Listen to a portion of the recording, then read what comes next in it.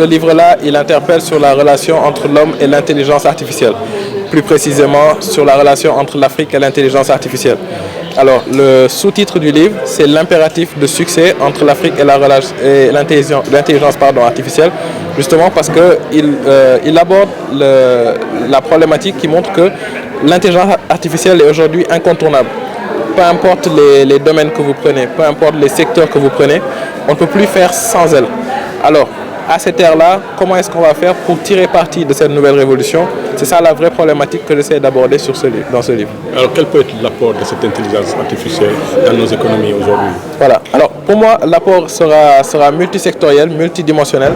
Je pense que dans chaque secteur vraiment de l'économie que l'on prendra, l'IA pourra jouer un rôle. Et justement, je pense que c'est l'approche qu'il faut prendre, se dire dans chaque secteur, il y a un moyen de mieux faire les choses et comment est-ce que l'IA peut contribuer. On va prendre le cas de l'agriculture, voir comment l'IA peut aider dans la sélection des semences, dans la prévision des pluies, etc.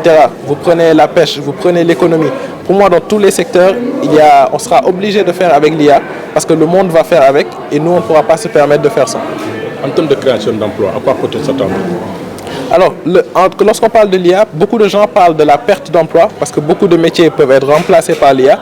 Mais justement, on va voir de nouveaux métiers pour moi naître qu'on ne connaît peut-être même pas encore.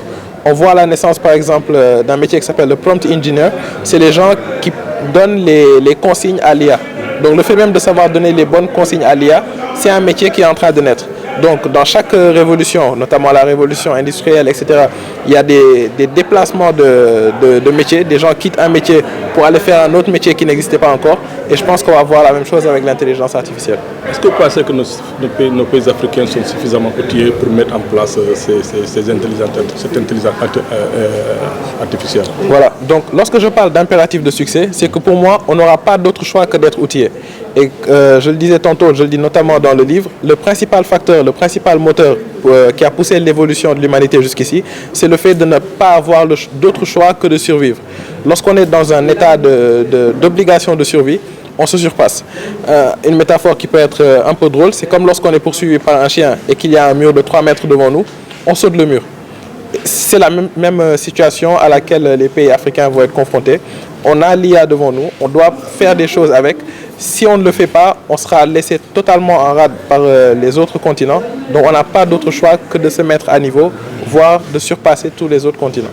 Vous-même, vous êtes littéraire, mais malgré tout, on voit que vous déployez dans un domaine qui appelle hautement à la science.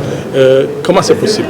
Voilà. Alors déjà, de par mon parcours, vous le lirez justement dans le livre, j'ai très tôt été un amoureux des technologies.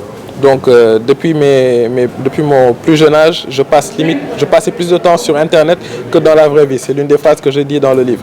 Donc pour moi, on ne doit plus être cloisonné par le fait d'être littéraire, scientifique. Vous l'avez vu dans ce beau panel qu'on a eu l'honneur d'avoir aujourd'hui. Vous avez un éminent philosophe, pour ne pas dire le plus grand, le professeur Souleymane Bachir Diagne. Vous avez quelqu'un, M. Jean-Pierre Sec, qui est du domaine de la musique, de ceci, de ça. Parce que comme je vous le disais, il n'y aura pas un seul secteur qui sera épargné. Donc qu'on soit littéraire, qu'on soit scientifique, qu'on soit même illettré, on sera concerné par l'intelligence artificielle et par la révolution technologique. Donc on se doit de l'embrasser, de l'accueillir à bras ouverts et d'essayer d'en tirer le meilleur parti. Est-ce qu'il y a lieu d'avoir peur de l'intelligence artificielle comme certains le disent? Alors, ma réponse va peut-être vous surprendre, mais oui, je pense qu'il y a énormément de raisons d'avoir peur de l'intelligence artificielle. Mais toute ma réflexion, c'est de se dire que oui, il y a beaucoup de raisons d'en avoir peur, mais on ne pourra pas échapper à l'intelligence artificielle parce qu'elle est déjà lancée.